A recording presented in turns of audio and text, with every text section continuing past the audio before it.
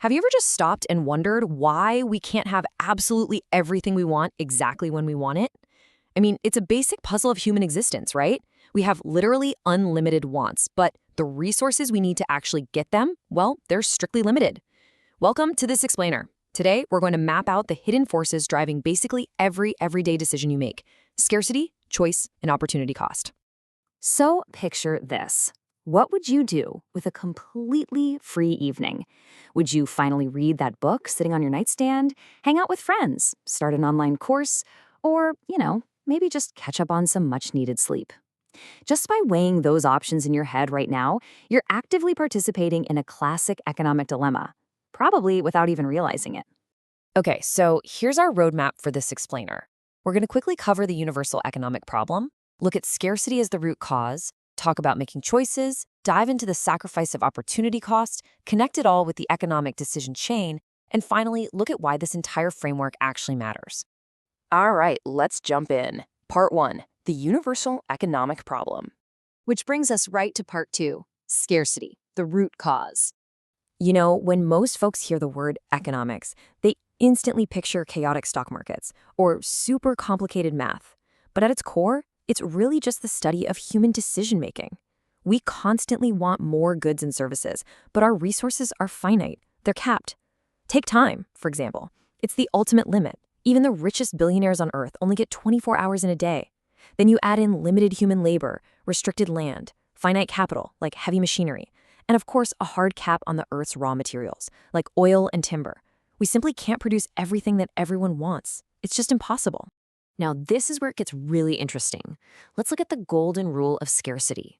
Think about clean drinking water versus regular air. Water is scarce. Why? Because getting more of it takes actual effort and resources. You have to sacrifice something to filter it, transport it, pipe it into your house. Air, on the other hand, is non-scarce. It's totally free, and my breathing doesn't limit your ability to breathe. True scarcity is that underlying friction in the real world that basically forces our hand. Moving right along to part 3, choice and making the call. Imagine you've got exactly 1,000 rupees burning a hole in your pocket. You could buy a new book, grab dinner with some friends, stash it away for a rainy day, or buy an online course.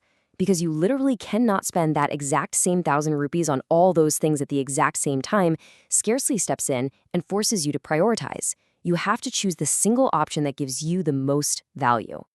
And what's absolutely fascinating here is how this exact same logic scales up.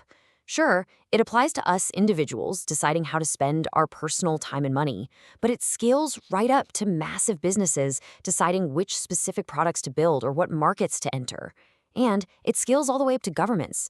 They have to make these huge, impartial choices about whether to route their limited tax dollars toward healthcare or education or defense. The rule is exactly the same.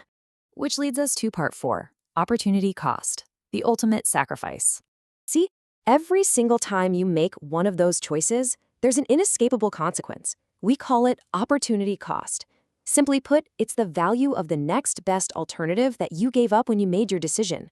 But here is the real catch, and this is absolutely crucial to understand. It's not every single thing you gave up combined. No, it's only the single most valuable alternative you left on the table. Let's go back to that student's free evening scenario to really lock this in. Say their absolute top choice is to study for an upcoming exam. Good for them. Their second favorite option, the next best alternative, was watching a movie. Playing video games was a distant third. Well, because they chose to study, their opportunity cost is just the movie. Actually, wait, scratch that third option entirely. The video games drop out of the equation completely because they weren't the immediate runner-up. It's all about what was second in line. And at the macro level, it works exactly the same way. If a business decides to use its factory space to build new electric cars, its opportunity cost is the profit from the hybrid SUVs they decided not to build. Period. If a government uses a limited budget to build a shiny new hospital, the cost is whatever they would have done next with that money, like, say, delaying road repairs or holding off on building new schools. Okay, part 5, the economic decision chain. Let's tie this all together. These aren't just random, isolated ideas floating around. They form an incredibly strict chain of cause and effect. Think of it like a giant puzzle. Scarcity, which is just that harsh reality of limited resources meeting our unlimited wants, actively forces us to make a choice.